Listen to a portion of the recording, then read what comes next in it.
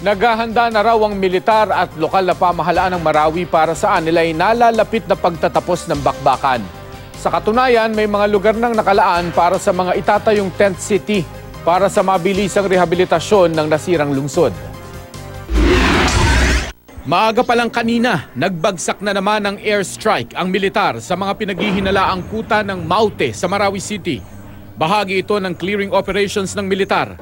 Nagpaliwanag naman ng militar kung bakit natatagalan ang kanilang clearing operations sa mga nakukubkob nilang pinagkukutaan ng Maute. Kung hindi natin po maklear ng maayos to, it can also cause additional danger not only to our rescuers, to our retrieval units like yung mga civilian volunteers, and of course, especially dun sa mga tao na babalik sa kanilang bahay.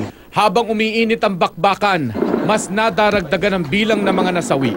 Civilians killed by terrorists, 26. Terrorists killed, 268 from 258, or an increase by 10. Killed in action, government casualties, 66, or an increase of 1 from 65.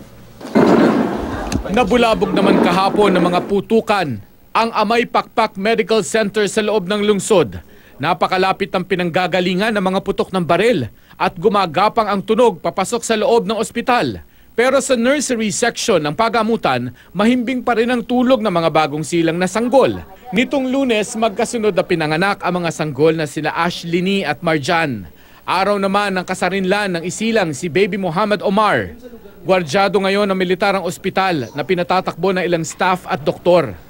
Sa kabila ng mainit pa ring bakbakan, nangako ang militar na malapit nang matapos ang gulo sa lungsod. Sa katunayan, naghahanda na raw ang militar at lokal na pamahalaan ng Marawi sa rehabilitasyon oras na magwakas ang mga putukan. Initially, we already have locations for the future tent city. We're looking also for an area for the mass grave for the possible recovery of dead bodies. May mga idineploy na rin ng military engineer sa Marawi City para sa mabilisang rehabilitasyon ng lungsod. Panay rin ang dating ng mga tulong para sa mga apektado ng bakbakan. Sa Legazpi City sa Albay, isang relief operation ang isinagawa para sa mga evacuee. Nagpakalat din ng mga donation box ang mga otoridad para sa mas madaling pamimigay ng tulong sa mga apektadong residente. Sa kalapit na probinsya naman ng Camarines Sur, isang doktor ang hinahangaan dahil sa pamimigay ng libreng serbisyo sa mga sundalong nasusugatan sa bakbakan sa Marawi. Pasasalamat daw ni Dr. Greg Diaz ang kanyang libreng serbisyo sa pagmamalasakit ng mga sundalo na mag-alay ng buhay para sa bansa. Nagbibigay rin daw ng libreng serbisyo ang doktor sa mga non-commissioned officer o enlisted personnel at maging mga CAFGU.